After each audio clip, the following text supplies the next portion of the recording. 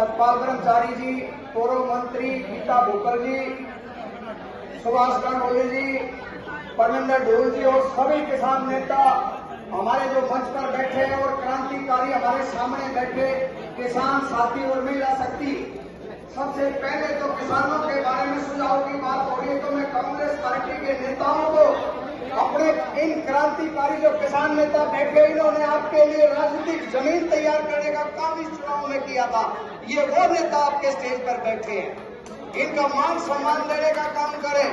जब भी हमारा किसान नेता ने तानाशाही राजा को तो झुका दिया, लेकिन आपके मंच पर उसको मान सम्मान दिया जाए, हम आपसे आशा उम्मीद करते हैं।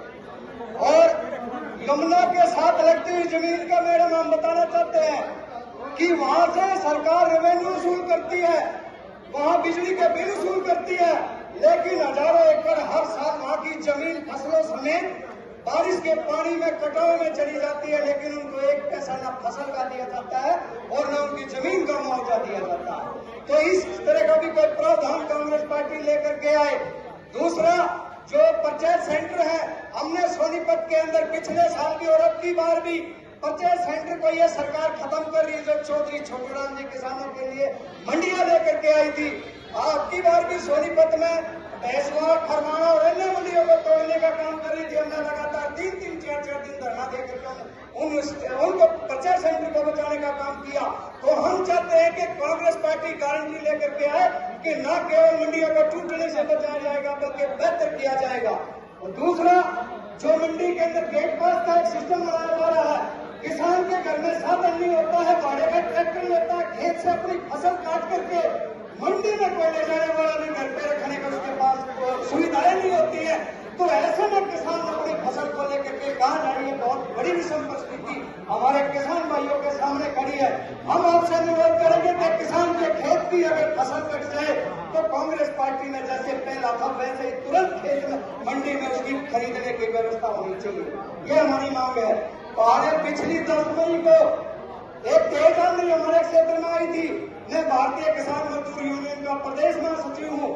तो आज तक 2 महीने से ज्यादा का समय हो चुका है जो उस तेज आंधी में पोल टूटे थे, खंभे टूटे थे, ट्रांसफार्मर टूटे थे। किसानों को लगातार धरने प्रदर्शन करने पड़ रहे हैं। आज भी सुचारू रूप से उनके खेत में बिजली नहीं मिली।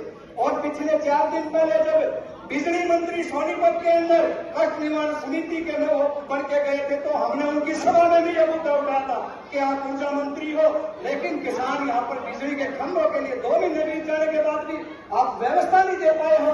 तीसरा, ये किसान और मजदूरों को खतरे में डालने वाली सरकार है, जो यहाँ से लोकसभा के प्रत्याशी मोहनलाल बड़ौली बीजेपी के थे, उनके खुद के गाँव में भी जो यमुना के अंदर ठोकरें बन रही है, उन ठोकरों को एक मौत का प्लांट बनाया जा रहा था। सरकार कह रही थी कि हमारे को पत्थर नहीं मिले इसलिए हम रेत के कट्टे भरेंगे, लेकिन वहां पर केवल रेत इकट्ठा करके कट्टों से ढांक करके किसानों के साथ धोखा किया जा रहा था।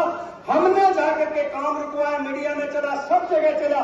तो इन सारी चीजों को हम चाहते हैं कि कांग्रेस पार्टी किसान को समझ करे और उसके सम्मान और स्वाभिमान को बरकरार करे। मेरा कोई अगर इस प्रदेश का किसान किसी भी कांग्रेस पार्टी के नेता के द्वारा जाता है, उसका काम होने का नहीं होने का, लेकिन उसका सम्मान होना चाहिए, ये हम